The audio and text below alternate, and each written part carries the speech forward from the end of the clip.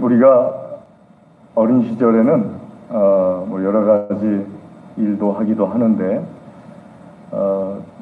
저는 어린 시절에 여행하는 걸 참 좋아했습니다. 지금도 여행하는 걸 좋아하는데 어머니나 아버지께 말씀을 드리고 또 학교에다가 말씀드리고 주로 이제 방학 기간 중에 하는 건데요. 자율학습이라는 것이 학교에 있으니까 학교에도 말씀을 드려야 되죠. 소집일이라는 것도 있고. 그래서 허락을 받은 다음에 그리고 한 14일이나 15일 정도 그 당시에 기차 중에 그 비둘기호라는 것이 있었어요.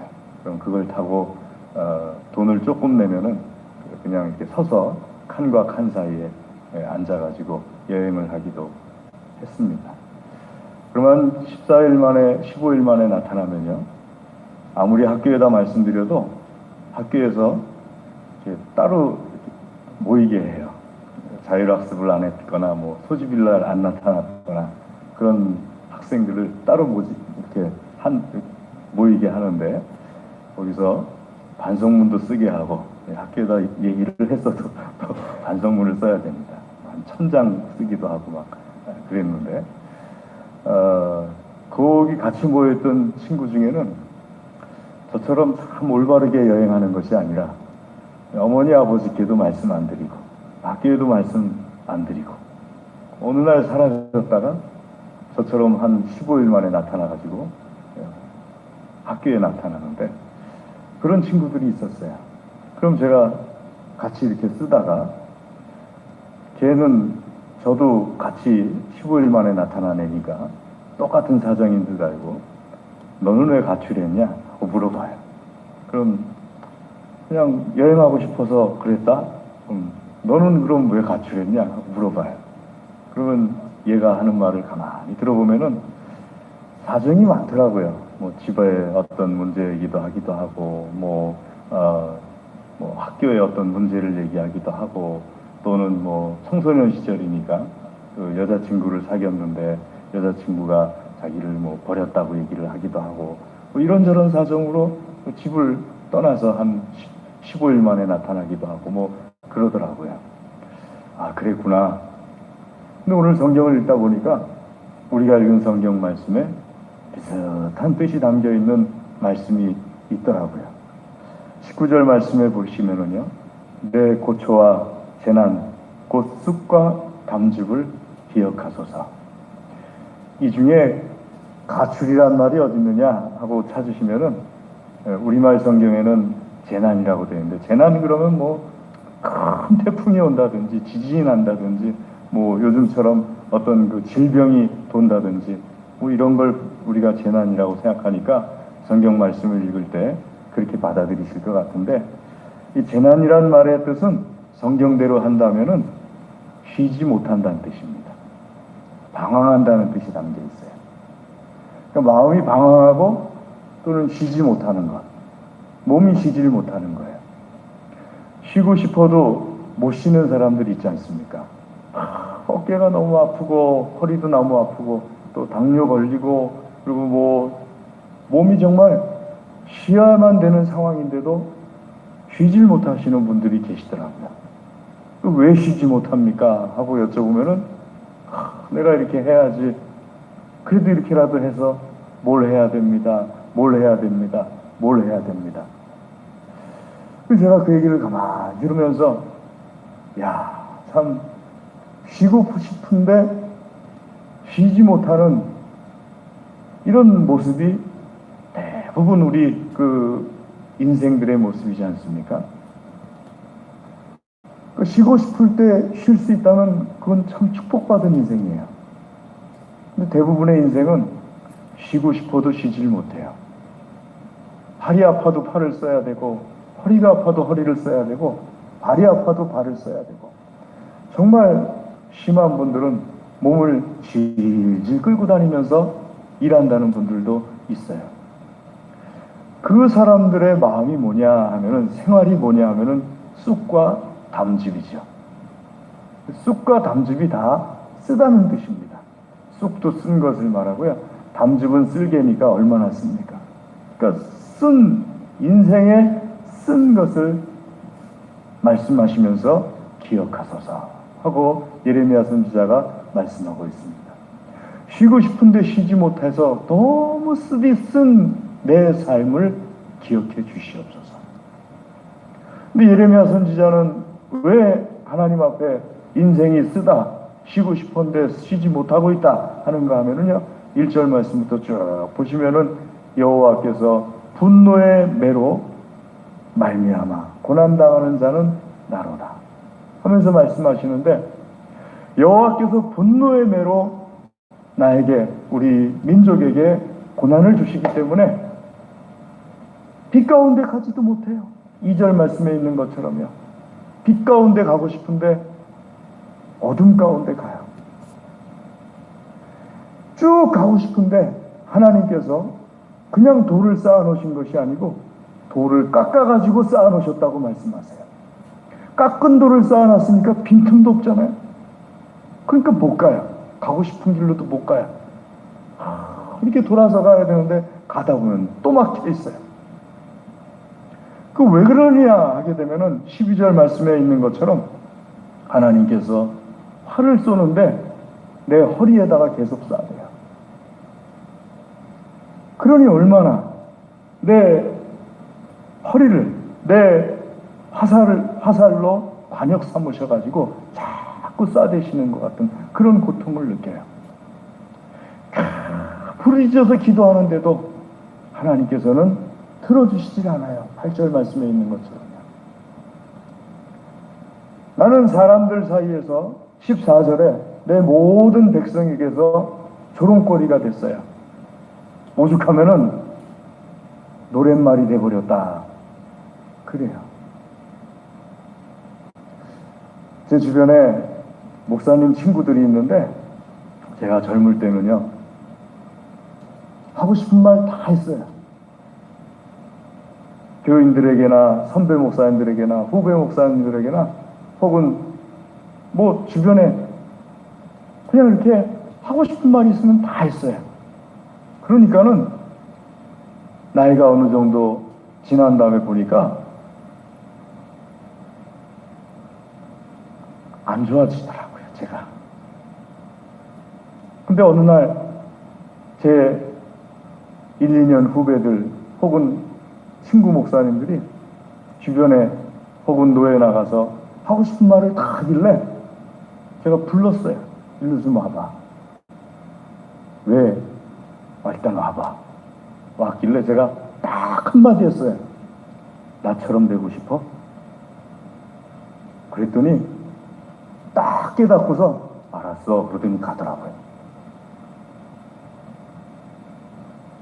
그러니까는 그 한마디로 마치 노랫말처럼 나처럼 되고 싶어?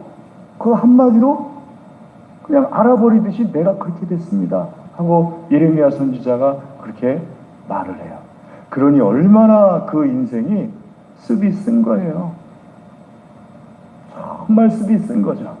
그런데 반전이 일어납니다. 여러분, 재미는 반전에 있잖아요.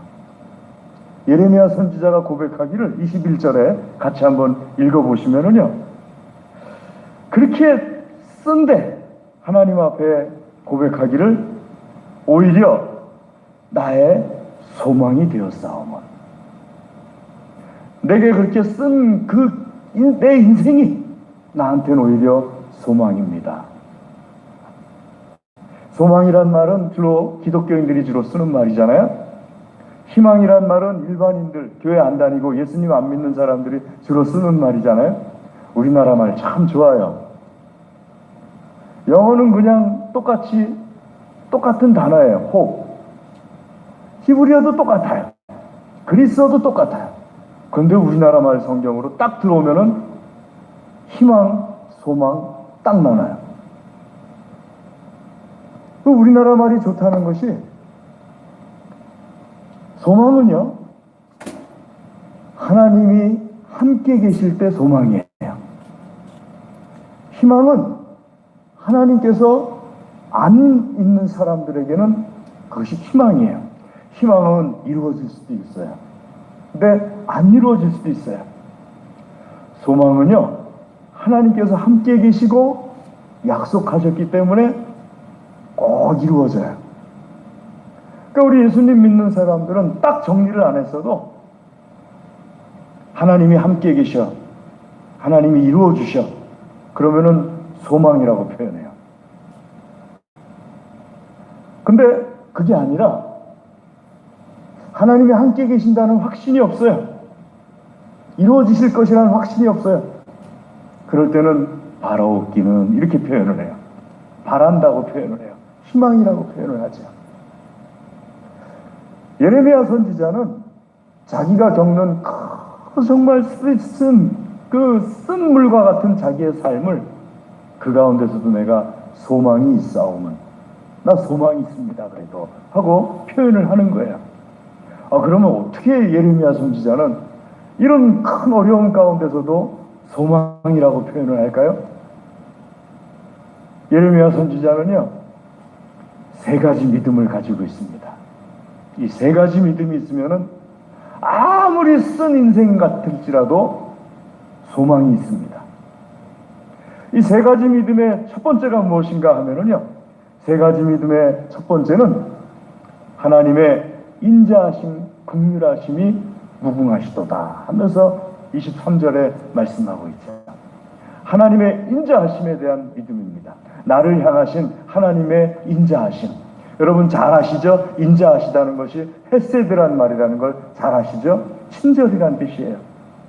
그런데 우리가 보통 친절할 때는, 여러분 가게집에 갔을 때 가게집 주인이 나한테 친절해요. 그럴 땐 가게집 주인이 나한테 바라는 게 있어서 그래요. 내가 그 가게에서 뭔가 사기를 바라기 때문에 친절을 나한테 파는 거예요. 그걸 계약적인 친절이라고 그래요. 근데 하나님의 인자하심, 하나님의 친절은 계약이 있어서 그렇게 하시는 게 아니에요. 나에게 뭔가 바라시기 때문에 그러시는 게 아니고, 하나님의 친절하심은, 나를 향하신 인자하심은 무조건적인 인자하심이에요. 그것을 믿을 때 소망이 있어요. 내가 어떤 것을 잘해야지 하나님께서 나에게 친절하시고 인자하시다, 이런 믿음이 있으면요, 소망 없어요. 우리가 뭘 그렇게 잘했어요, 하나님에 대해서. 그러니까 하나님께 대해서 바라는 것이 있다가도 내가 그렇게 특별하게 하나님께 대해서 잘한 게 없다고 여겨지면은 폭 꺾여버리는 거예요. 바라옵기는 하고 얘기하게 되는 거예요. 여러분, 그래서 우리가 가져야 될 첫 번째 믿음이 뭐냐면, 무조건적인 나를 향하신 하나님의 인자하심을 믿어야 돼요. 그 대표적인 경우가 성경 말씀 보면 룻기 3장에 나와 있습니다. 룻기에 보면은요, 룻이라는 사람의 시어머니가 나옴이라는 사람인데요, 시어머니의 남편이 어느 날 모압 땅으로 이주를 해요. 아들 둘을 데리고요. 기근이 들어서 이주를 했습니다. 그 아들 둘을 모압 땅에 있는 모압 여인들과 결혼시켜요. 그런데 어느 해인가 시아버지도 죽고 시아주버니도 죽고 자기 남편도 죽어버렸어요. 시어머니 큰 며느리, 둘째 며느리만 남았어요. 둘째 며느리가 룻이에요. 셋이서 부둥켜 안고 울어요. 시어머니가 말하기를, 나오미가 이젠 너희 살 길 찾아가라. 내가 너희에게 줄 게 없다. 희망이 없다. 그때 희망이에요. 그러자 큰 며느리 가요. 왜냐면 남편이 죽었으니까. 우리나라 정서는 뭐 요즘 조금 남아있는지 모르겠는데, 남편이 죽어도 뭔가 기대하죠? 시댁 쪽에서 혹은 주변에서. 예전에는 뭐 정절문이라고 해갖고 남편이 죽으면 아내도 따라 죽어야지 좀 괜찮은 집안인 것처럼 그렇게 했죠? 뭐 이해할 수는 없지만. 근데 모압은 그게 아니에요. 남편이 죽으면 아내는 자유예요.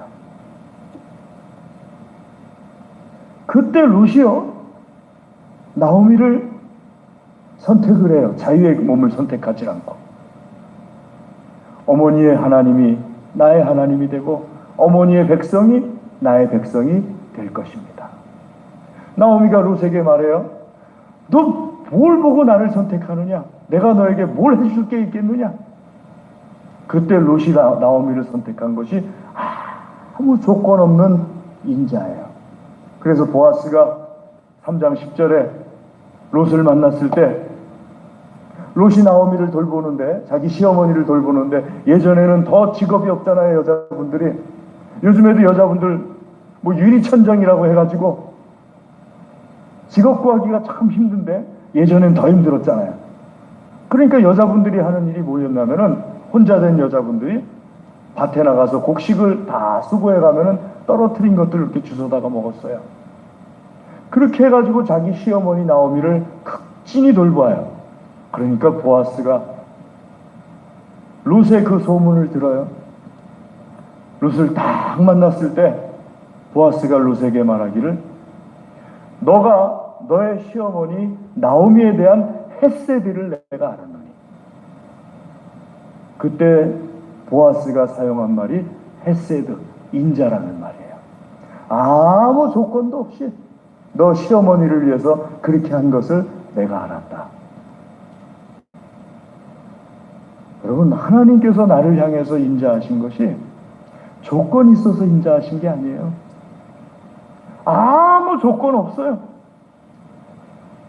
그저 나를 사랑하시기 때문에 나에게 대해서 인자하신 거예요.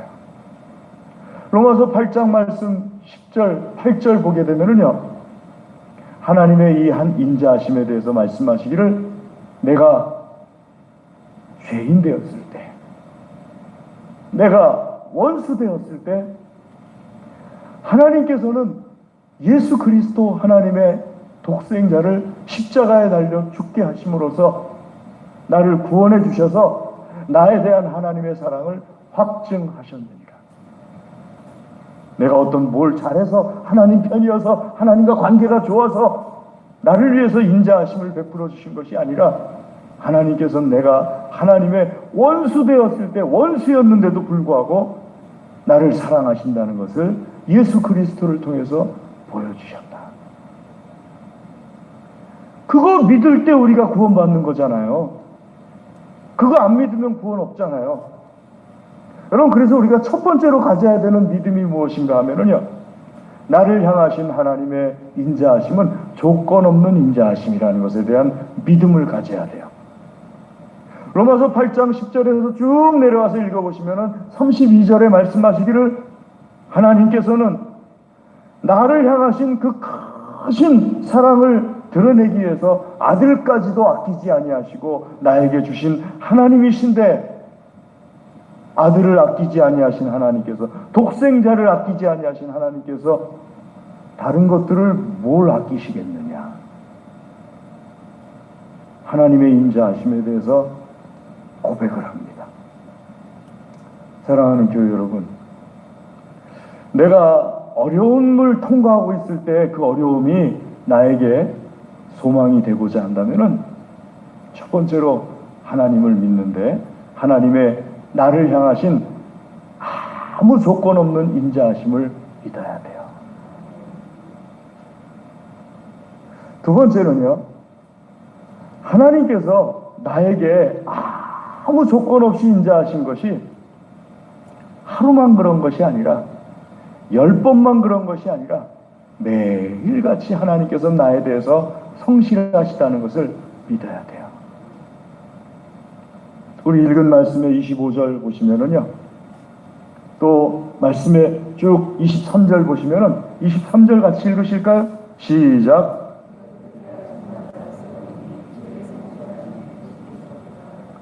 이것들이 하나님의 인자하심이 아침마다 새롭다. 주의 성실하심이 크시도다. 그냥 크신 것이 아니라 심히 크시도다. 누구를 향해서요? 나를 향해서. 여러분, 제가 아침에 새벽기도 끝나고 탁 나오면은요, 하루도 빠짐없이 태양은 저쪽에서 떠요. 이쪽에서 떠가지고 이쪽으로 져요. 어느 날은 태양이 기분 나빠서 이쪽에서 뜰 수도 있을 것 같은데 아니 꼭 이쪽에서 떠서 이쪽에서 져요. 하나님께서 그렇게 성실하세요. 이 세상을 보시면은 하나님께서 얼마나 성실하신 분이신가를 알 수가 있어요. 하루도 빠짐없어요.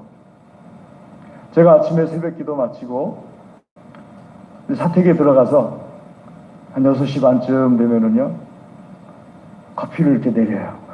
커피를 내려놓고 그 다음에 아이를 깨워서 커피 마시라고 하고, 그리고서 이제 저는 또 아침 식사를 간단하게 같이 식사하고, 그리고 이제 새벽 기도한 것을 다 요약해가지고요 그 다음에 다 보내줘요.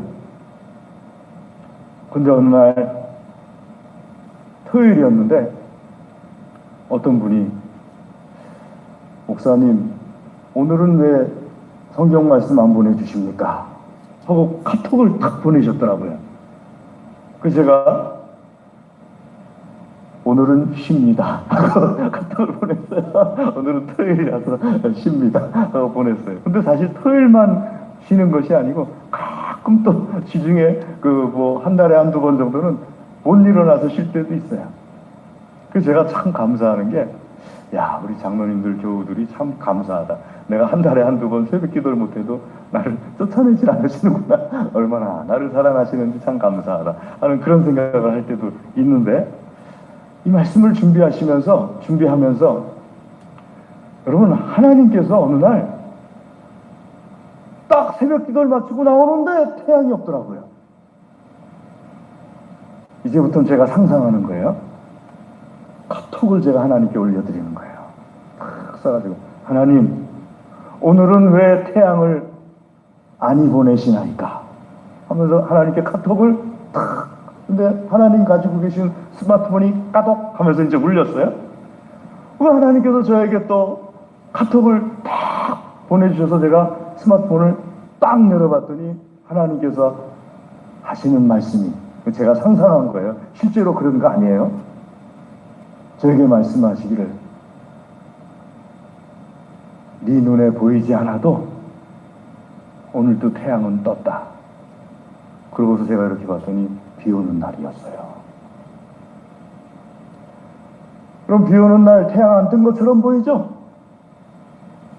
내 눈에 보이지 않아도 그날도 하나님께서는 태양을 띄우셨어요. 하나님 성실하신 하나님이세요. 나에 대한 하나님의 무조건적인 인자하심이 매일같이 성실하신 하나님에 대해서 믿어야 돼요. 그래야지 어떤 상황 속에서도 내게 일어나는 모든 것들이 소망으로 보여지는 거예요. 이 두 번째 믿음도 꼭 가지시기를 주의 이름으로 권면합니다. 마지막 세 번째는요, 여러분, 하나님께서 나에게 본심으로 그렇게 하시는 게 아니다라는 믿음이 있어야 돼요. 33절 말씀 같이 읽습니다. 시작. 주께서 인생으로 고생하게 하시며 근심하게 하심은 본심이 아니시로다. 본심이 아니에요. 본심이 아니에요. 이 세상에는요, 사실이 있고 진실이 있어요. 사실이 꼭 진실인 건 아니에요. 그러니까 내가 본 게 사실이에요. 주로 사실은 본 걸 갖고 얘기를 해요. 진실은요, 진실은 깨달은 걸 갖고 얘기를 해요. 내가 본 게 사실일 수 있는데 그게 진실은 아닐 수도 있어요. 창문으로 확 올려다 봤더니 어떤 사람이 자기 집 개에게 칼을 목에다 들이밀고서 막 이래요. 이 남자가 개를 너무너무 사랑하는 남자였고 칼을 개 목에다 들이내고서 이러니까 자기 생각으로 이제 저 개를 잡으려고 하나 보다. 뛰어들어갔는데 보니까 그게 아니었어요. 개 목줄이, 개가 자꾸 자라는데 이 목줄이 살을 파고 들어가가지고 이 목줄이 개 목을 막 누르고 있는 그런, 막 까지고 피가 나고 그런 상황이니까 개를 사랑하는 그 사람이 칼을 갖고 목줄을 끊어주려고 목에다 대고 있는 거였어요. 창문 너머로 본 건 사실이고 들어가서 깨닫게 된 건 진실이에요. 여러분, 우리가 진실을 알게 되었을 때, 깨닫게 되었을 때, 내가 사실대로만 행동했던 걸 후회할 때가 얼마나 많아요. 그래서 사실이냐 진실이냐 이야기할 때 진실이 더 중요하잖아요. 진실은 성숙할 때 깨달아지는 거예요. 하나님께서 가지고 계신 나를 대하시는 모습이 사실은 뭐냐? 징계하는 것 같아요. 채찍질하는 것 같아요. 진실은 뭐냐? 히브리서 12장 5절부터 12절까지 말씀을 보게 되면 아들이기 때문에, 하나님께서는 나를 아들로 보시기 때문에 나를 유익하게 하시려고 훈련시키는 과정이 진실이에요. 이 세상에 말이죠, 연단을 거치지 않고 훌륭하게 나오는 것이 뭐가 있어요? 우리가 그렇게 순금순금하죠? 뜨거운 불을 통과하지 않고는 순금이 나올 수가 없어요. 우리가 그렇게 다이아몬드 하죠? 다이아몬드보다 더 센 걸 가지고 깎아내지 않고는 다이아몬드가 나올 수가 없어요. 하다못해 여러분, 진주? 조개가 자기 몸속에 들어온 그 불순물을 자꾸 자기 몸을 찌르니까 그걸 감싸기 위해서 계속 뭔가를 내보내요. 거기서 진주가 나오는 거예요. 여러분, 하다못해 스텐 그릇도요, 계속 닦아줘야지 반짝반짝 빛나는 스텐 그릇이 나오는 거예요. 그러지 않으면 스텐도 녹슬어요. 그 연단을 거치지 않은 진실을 알게 되면은 감사할 수밖에 없어요. 나를 깨지도록 하시는 하나님이 아니세요. 부러지도록 하시는 하나님이 아니고, 폐기하도록 하시는 하나님이 아니고, 나에 대해서 하나님께서 가지고 계시는 선하신 뜻이 있기 때문에 나에게 연단의 도구로서 징계를 주시는, 아들로서 여기시기 때문에 징계를 주시는 하나님이세요. 하나님의 본심에 대한 믿음을 가지셔야 돼요. 그래야지 소망이 있습니다. 하나님의 본심을 믿으려면 하나님을 사랑해야 돼요. 사랑하지 않으면 믿어지지가 않아요. 좋아하지 않으면 믿어지지가 않아요. 여러분, 모든 믿음의 근간은 좋아하고 사랑할 때 상대방이 하는 모든 것들이 믿어지는 거예요.